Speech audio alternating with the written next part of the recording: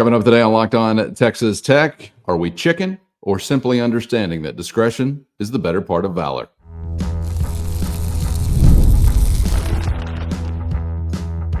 You are Locked On Texas Tech, your daily podcast on the Texas Tech Red Raiders. Part of the Locked On Podcast Network, your team every day. Great to be with you again on Locked On Texas Tech on the Locked On Podcast Network, your team every day, always free and available on YouTube or anywhere you get podcasts. Thanks again for making us your first listen. And today's episode brought to you by LinkedIn Jobs. These days, every new potential hire can feel like a high-stakes wager for your small business, and that's why LinkedIn Jobs is helping you find the right people for your team faster and for free. So post your job for free today at linkedin.com/lockedoncollege. Terms and conditions apply. With the only Chris Level, I'm Casey Cowan. Chris, great to be back with you. And on today's episode, we'll continue to do some looking ahead to 2024 for Joey McGuire and the Red Raiders, and sort of a new, part of getting ready for a football season to process for Big 12 fans these days. We had become accustomed to once upon a time, a round robin schedule. Everybody's hitting everybody in the mouth. You're getting everybody, going into the next year who you're getting and where you're getting them, because we were getting all of them, and we mostly swapped back and forth. You got them here, then you're going there the next time around, but not the case anymore. And you and I were talking in another conversation outside of the show about this being something new that we'll have just about every offseason now, as far as something to get mad or glad about, and either bemoan what the league office has done to your team or send them a fruit basket for what the league office has done for your team. So we want to dive into today a part of Texas Tech's schedule that I guess actually is not a part of Texas Tech's schedule.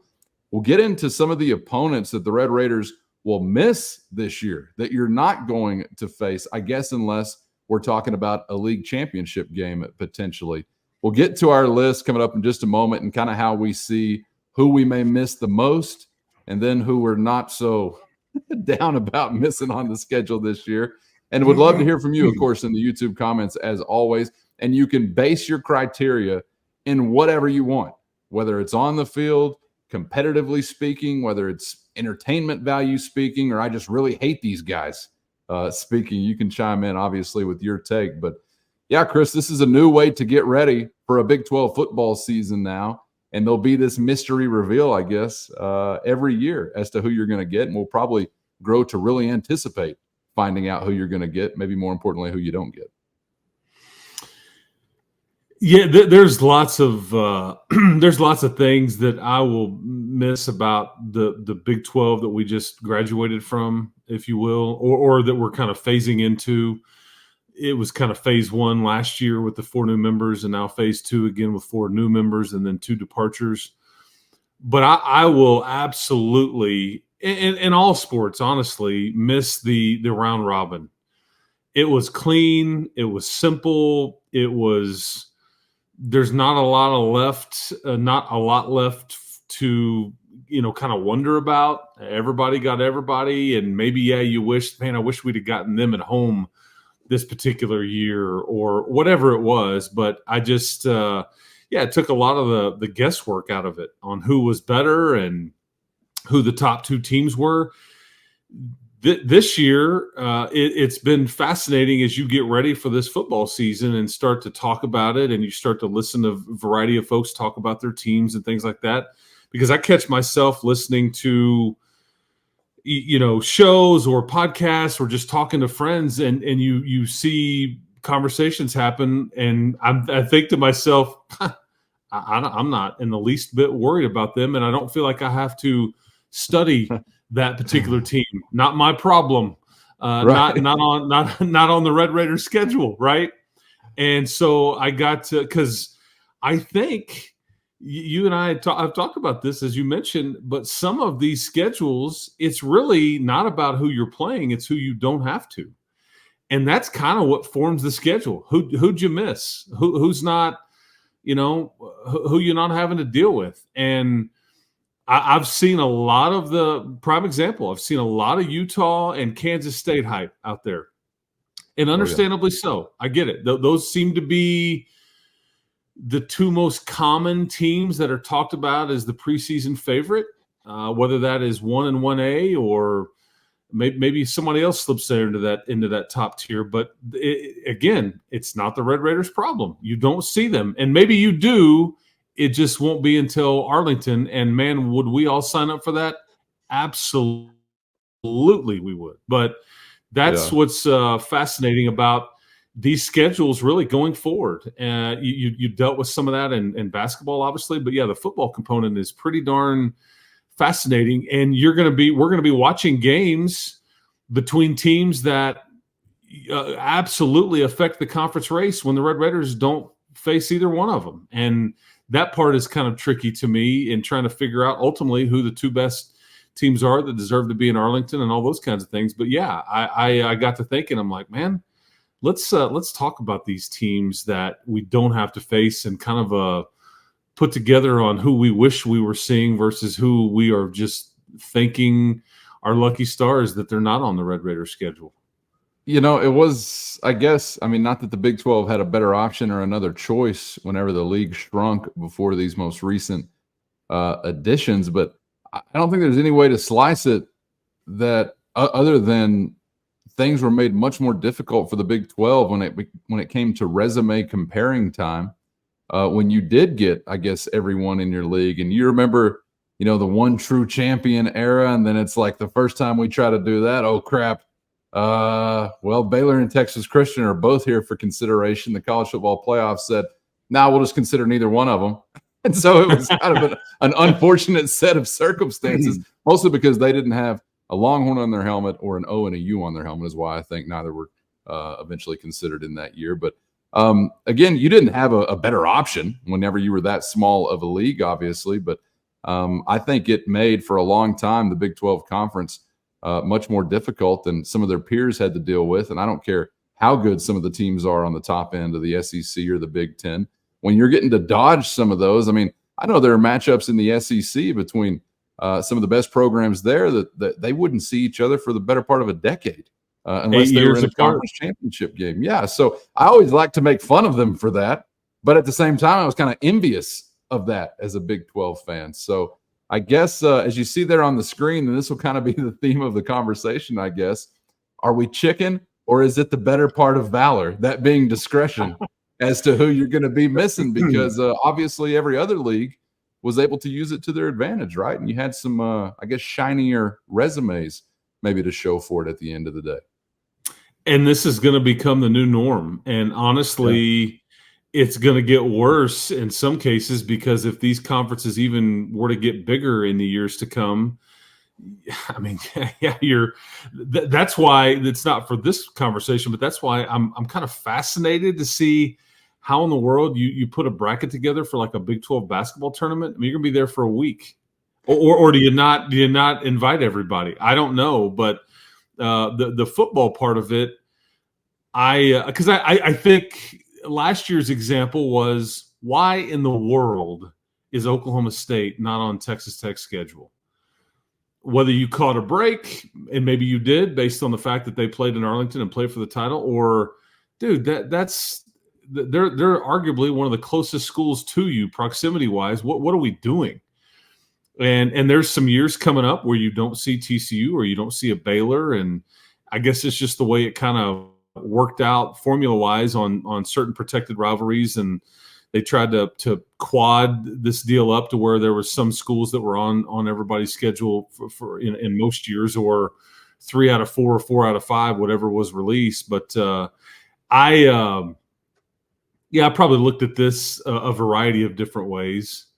There's 2 examples that immediately come to mind, one of which, and I shared this with you via a text message, but I felt like, when you got Texas Tech's schedule for this upcoming season, that Christmas had come early when there's no Kansas State on there for whatever reason. Right.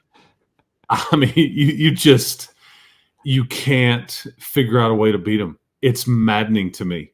And some would look at this and go, it's very frustrating to me that they're not on it. I feel like this is finally the year that you're going to beat them, but you found every which way you could to lose to those guys. You've been way up and then lost in the last minute. It's like you've invented ways to kind of lose games to Kansas State, including creating creating like a Heisman campaign for a brand new quarterback for them last year, when you just like, hey, you know what? We let this kid over on the sideline. We're going to dust him off and see what this kind of run game package looks like for Avery Johnson. And, many touchdowns later, it's like, well, he's pretty good. And we got to see the unveiling. So we were all extremely lucky. I'm like, you've got to be kidding me.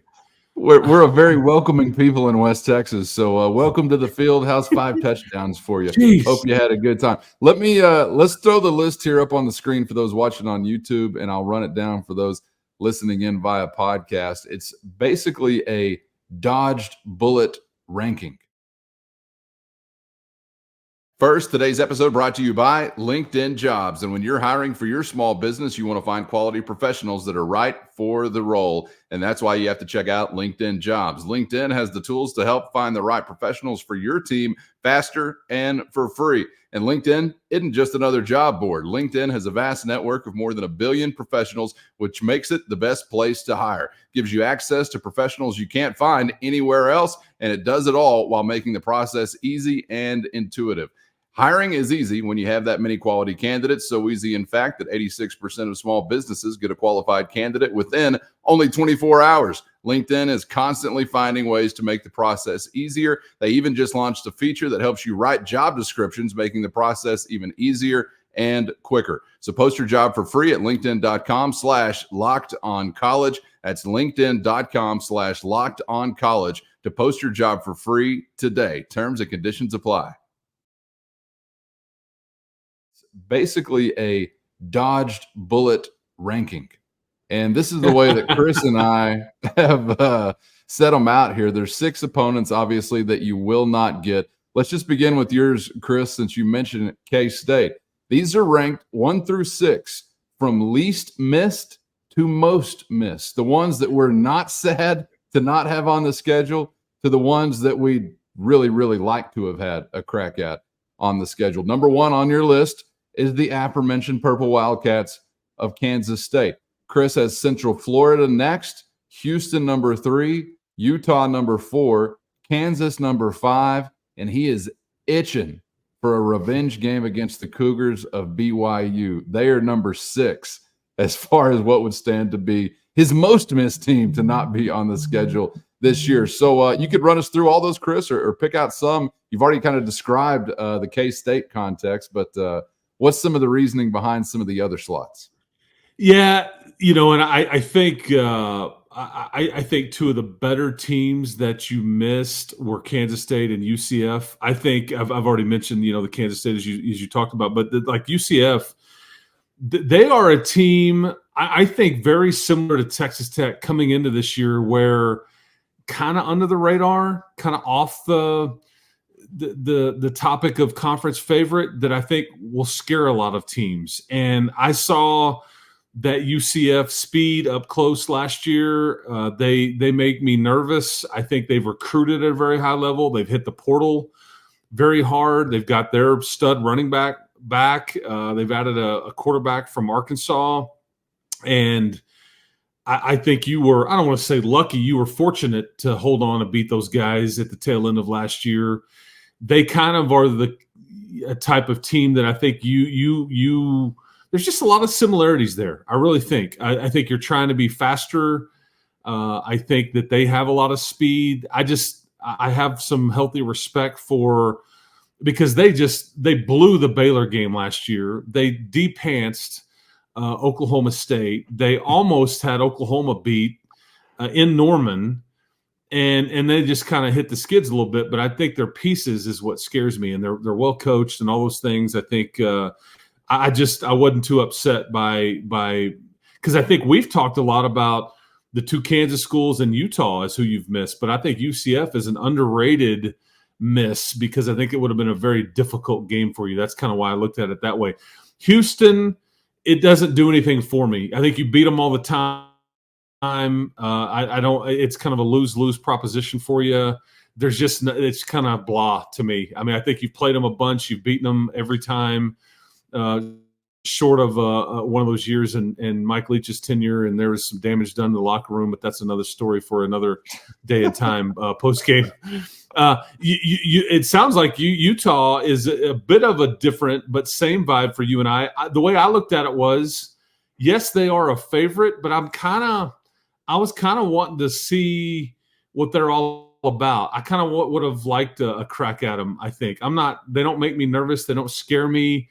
Maybe that's just my naivete as far as Kyle Whittingham's team. I don't know. I have a healthy respect for what they've done. They've been kind of a standard in the Pac-12. They've been fairly mouthy and all that. So part of me kind of wishes you were getting a crack at them. Then quickly, I'll just Kansas, again, like Houston, it's a lose-lose. You've lost to them a couple times, one in Lubbock in overtime and then one – I think in Lawrence after a kind of a strange play. But other than that, you've beat them a whole bunch of times. And they wouldn't have scared me. I think they're replacing their OC. Their quarterback can't stay healthy. I don't know. Maybe I'm looking at it as not an easy win. I think they've gotten that thing turned around. But BYU is the one that I wanted a piece of. That's the one that I was really wishing was on your schedule. That was a painful game for a variety of reasons last year. You were better than they were, but you had an 18-year-old starting quarterback that got the turnover bug, and there was some miscommunication with some fumbles and just turnovers in general. Yet you still were in this game. That's the thing. BYU wasn't good enough to run off and leave you, and you were playing awful. I mean, there's just not many road games at night that you can turn it over 5 times and still be in the game. But you were fairly close in the cracking through. And they got kind of mouthy. You had the whole spit gate thing. I don't know. They bugged me. The people up there were gracious and nice. It was a beautiful setting. Nothing against Kalani Sitake, but I would have loved to get BYU 2.0. And I'll tell you, I think there's a chance that you could have built something off of last year's game. Like this could be one of the games where you could start to sink your teeth into it a little bit. And I think you're kind of searching for some of those kinds of things right now where you have some meaningful games that, there's a little spice to it. And I thought that had a chance to be it. But that's kind of my thought process as I talk through mine. I'm anxious to hear yours. First, today's episode brought to you by FanDuel, and it's do or die time in the NBA and NHL, and FanDuel is giving you a shot to bring home a big win of your own. Right now, new customers get $150 in bonus bets with any winning $5 bet. That's $150 to bet on spreads, player props, money lines, and a whole lot more. So visit FanDuel.com/locked-on and make every playoff shot count with FanDuel, America's #1 sportsbook. Yeah, we're looking for some beef. We want to cook up some beef. That's what makes it so much fun. And once upon a time, you'd think, well, who's a primary rival for Texas Tech? And I would just generally think, well, I hate everybody. And I guess when you hate everybody, that's how you don't get one game protected, like the Red Raiders have it in the new Big 12. But, you have a little thing cooking with Texas Christian or with Baylor. I think following the dissolution of the Big 12 as we knew it with UT and OU involved, Tech and Baylor actually were set to have the longest running consecutive football series played in the state of Texas. And the Big 12 said, nah, the hell with that. We're cutting it off. So we're going to see that come to an end, I guess, in a year or two. Texas Christian, like you said, you're going to be missing something there. And we got leather on the line for that one. So we actually had a different kind of in the form of a saddle. We actually had a different conversation on a prior episode about whether or not, fans would be in favor of trying to schedule some of those conference foes that you're missing that maybe you care about, some of those particularly in-state, as an out-of-conference game. And I'm totally in favor of that. I don't know if it's feasible or not, or if there's any desire to do it by those decision makers, but some others have done that. And we'll see maybe if you wind up in those shoes at some point in the future. As for my list, number 1, least missed, Central Florida. fine. I got respect for you competitively. Texas Tech obviously had to earn that win. I mean, every minute of that win, down to the final drive. It took all the Red Raiders had to get that win. But I'm sorry, Citronauts. I just don't work up a lot of heat whenever you're on the schedule. Maybe we will in the future. That was our first go round, but you're number one on the list for that reason as far as the least missed opponent of 2024. Kansas, you're in the same bucket. Hell, we've been playing you for 20 years, and I still can't work up any heat for you. Your own fans can't work up any heat for you. They're too busy wondering what's going on with spring basketball or fall basketball practice or whatever. So Kansas is number 2 on my list. I guess competitively speaking, there's a little more juice, obviously, for that program now than there has been in a long time. But I'm really kind of dialing into a lot of entertainment value, I guess, Chris, sort of speaking as a fan in large part whenever it comes to my list. And some of it may be just outright foolishness because it's not based in discretion being the better part of valor. I'll get to some of that in just a moment. BYU, number 3 on my list. A lot of people care about BYU football. Clearly a ton of Cougar fans out there. You know, that goes back to why it was so much fun to beat the Aggies of A&M regularly, why it's so much fun occasionally, irregularly when you had a chance to beat Texas, because a lot of people cared about it. And that's what you don't have cooking in Fort Worth or in Waco necessarily to kind of return the fire as far as a Texas Tech opponent is concerned. But I'd love to see BYU every year on the schedule. It really, I mean, I guess there's a little bit of a sour taste as far as the result last year. So you'd like to have made a better showing in that first go round. But I just, you know, playing a large school, large alumni base that's got a lot of people that care about the result of that game, I think will always make those types of matchups more fun, more enjoyable. So I do regret BYU not being there, but they couldn't top the 3 most missed on my list. We get into number 4. That's the Houston Cougars. Competitively, yeah, I understand maybe it wouldn't be all that much juice for your resume if you get a win over the Cougars. You have had some great games with them within recent memory. We all remember Donovan Smith getting into the end zone and a wild one in Joey McGuire's first year a couple of years ago in Lubbock. Really, it just comes down to in-state opponents. I want all the in-state opponents, and particularly those who are, quote unquote, on a level field of competition with you or sharing a conference. Whether it's Houston, whether it's Texas Christian, Baylor, Aggies, Longhorns, I want the in-state opponents. So I'm giving them a nod there pretty much for that reason. Kansas State is number 5 on my list. Utah is number 6 on my list. So those are the 2 opponents I regret most not having on the schedule. And for Kansas State, Chris, it's essentially just that they have been a consistent standard bearer of success in the Big 12 Conference for so long. I want to go up against those types of programs. I want a resume that if you're able to stack it with wins, will include wins that are very meaningful. And I think obviously a win over K-State, whether home or away, would be very meaningful. Again, maybe foolish, and it's not necessarily based in any thought that, boy, we got their number this time, but I just want another crack at them because they've been such a good football program, and if you beat them, it would mean something about your program. That same thing is going to apply to the Utes of Utah. But there is also a spice element to this as well. There's a new kid on the block element to this as well. All of the chirping, all of the lamenting being included in the Big 12 Conference certainly will be a layer to it. But getting back competitively to the success that they've been able to have, I want to crack at those types of teams. Now, a lot of this, again, may be rooted in some foolishness and thinking, well, no, we actually want to craft the best resume. I know that college football, college sports, but specifically college football, is all about manipulating the resume to look the best at the right point in the season. That's why there's such a thing as losing at the right point in the year versus winning at the right point in the year. You lose one in September and then you win the rest of them. We don't think about that so much. You win them all up to November and then you lose one. Well, what a devastating blow for your team, even though it's the same record because you lost at the wrong point in the year. It's all foolishness, and it's what happens whenever we have to turn to a boardroom and people in suits on a committee to determine things, which an expanded playoff will lessen to a degree.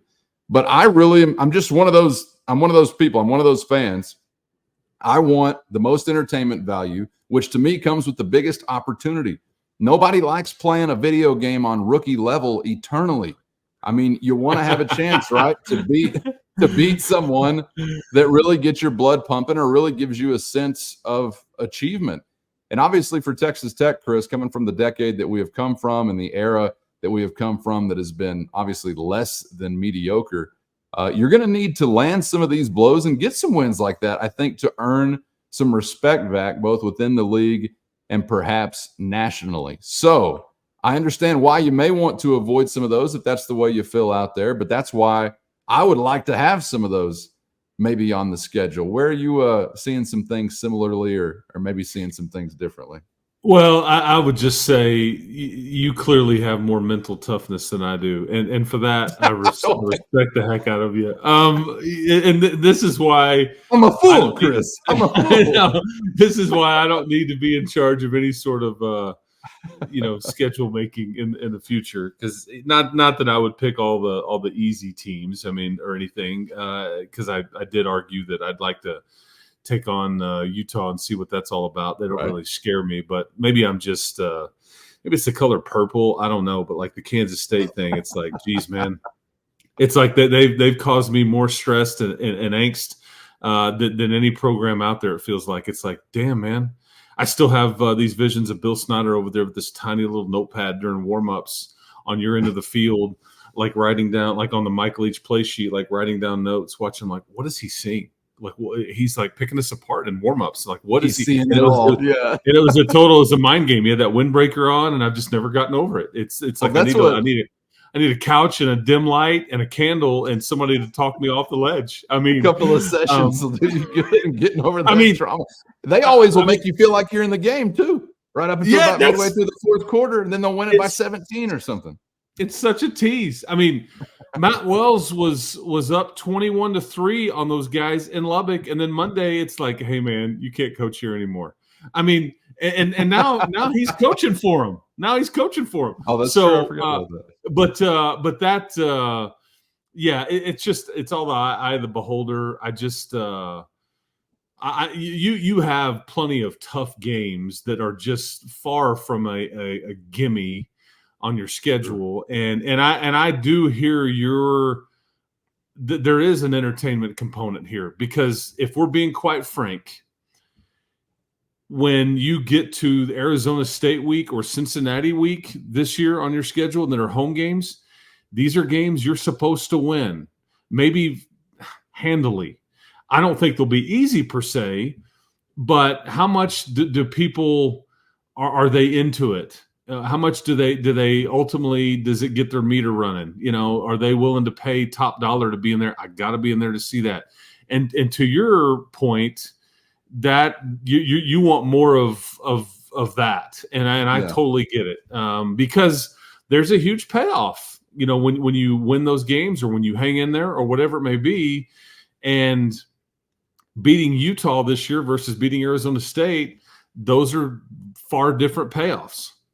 That's just the reality of it. And again, I'm going off of what we think these teams will be at this point of the year, right? Because nobody thought Arizona was going to go 10-3 last year, and they did, and they were a juggernaut. But so there'll be some of that too. But yeah, as we look at it ahead of time right now with what we think we know, I think it's a great point. And in some ways, I kind of like that Utah is fairly mouthy. They're maybe just accepting playing the heel role, to use a professional wrestling term. You need a protagonist and an antagonist. And they are just saying, I don't think Kyle Whittingham has like really done anything here, but he said a few things that kind of comes off as arrogant and all those things, but their fan base is just playing the antagonist role, and it's kind of fun, actually. It's like I agree. I will totally. Yeah, I'll probably kind of pay attention to their games, even though they're not on your schedule, a little more than most. One, because they're a favorite, and two, because they've said a whole lot. Their fan base has said a whole lot. They don't want to be in this league. They feel they're above it, and all those things. So yeah, I was kind of wishing that they would have been on your schedule. Let's see what that's all about. But yeah, maybe I just have a thing with the state of Utah. I mean, I don't know. Everybody was so nice, but I feel like you're trying to put a spell on me.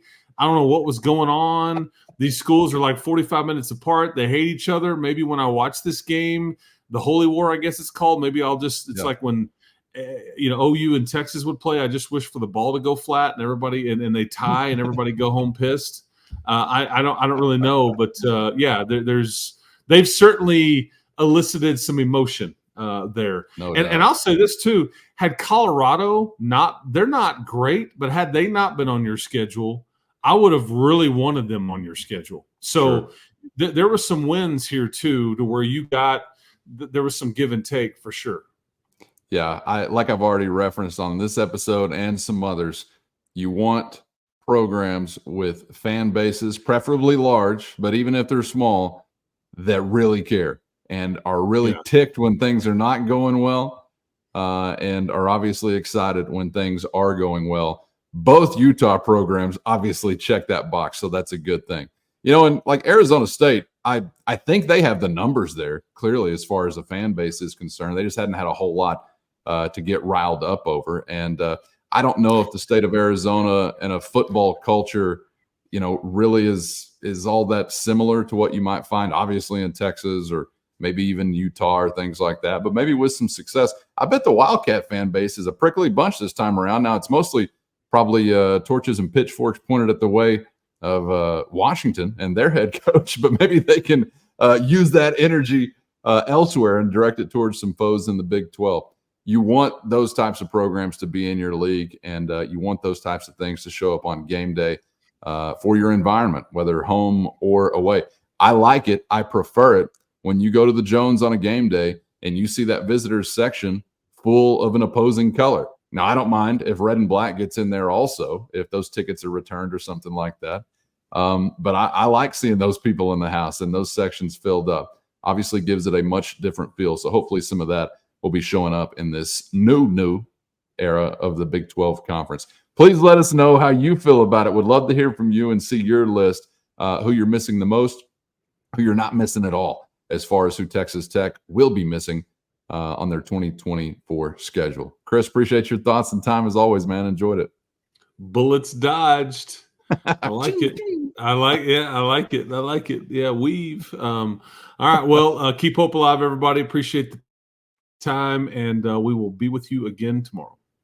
That's right. Get subscribed on YouTube or anywhere you get podcasts so you never miss an episode. And the best way to help us grow the show is to comment anything below. So get in there and dust it up like, you're one of those fan bases that really care. I think Texas Tech does have that box checked, and might see some more of that energy than ever before, to be honest with you, as we get into this new era of the Big 12 Conference. Certainly seems like there are plenty of motivated Red Raiders out there. All right, for Chris, I'm Casey. Thanks for being out there, whoever you are, whatever you're rooting for, and we hope to see you back for the next round on Locked On Texas Tech.